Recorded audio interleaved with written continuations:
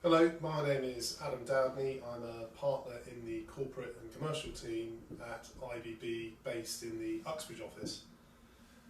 And I thought I'd do a quick summary on a couple of recent issues that have cropped up on some of the UK M&A deals on which we've been working.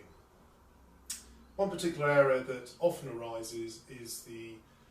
issue of knowledge, particularly with regards to potential warranty and indemnity claims. The position is that a buyer, when acquiring a business, will want provision within the sale and purchase agreement to say that anything of which it is aware wouldn't prevent it from bringing a claim against the sellers in a breach of warranty situation. And what that effectively means for a seller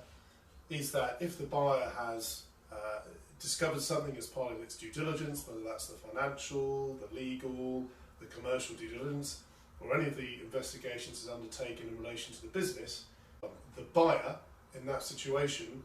would not be prevented from bringing a claim. So even though it has asked the seller for all this reams and reams of information as part of the due diligence process,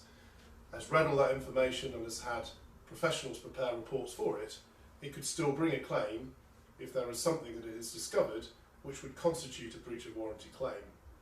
Now clearly that is a position which is not acceptable for a seller. A seller's starting point will be very much that if a buyer has discovered something as part of its due diligence exercise, or something that is in the public knowledge, or something that is discovered during its discussions with the seller or any of its employees, that is effectively disclosure on behalf of the seller, that the seller has made that information known to the buyer, that the buyer is actually aware of that information, and as such it cannot bring a warranty claim if a claim relates to that particular bit of information or knowledge that the buyer has acquired. This opens up a can of worms obviously for the buyer, because it's not only its actual knowledge that may be at stake here, but also its constructive or imputed knowledge. What happens, for example, if its financial advisors are reviewing some of the financial due diligence and they come across some information buried deep down in some documentation. For some reason that is not put into the financial due diligence report,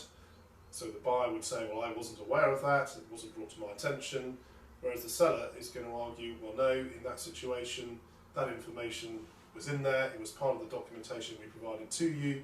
therefore that is deemed to be within your knowledge and you can't bring a claim in relation to that bit of information. There is clearly a disconnect here between the two situations, and often where it may end up is in fact the SPA itself will remain silent. Always within the SPA there is, I think it's acceptable to say, acceptance by the seller that the buyer is relying on the warranties that is given to it. And the argument would run, if indeed the document was left silent, that the buyer could not rely on those warranties and indemnities if indeed it was aware of a piece of information that would mean those warranties were actually incorrect. So in some situations when the arguments become too crossed and there doesn't seem to be an answer, actually leaving the SPA silent on the point may be the best way to proceed. And in that situation, if there ever were a claim which the buyer brought, it would be up to the seller to show that the buyer actually knew of that bit of information, and therefore would be precluded from actually bringing a claim for breach of warranty.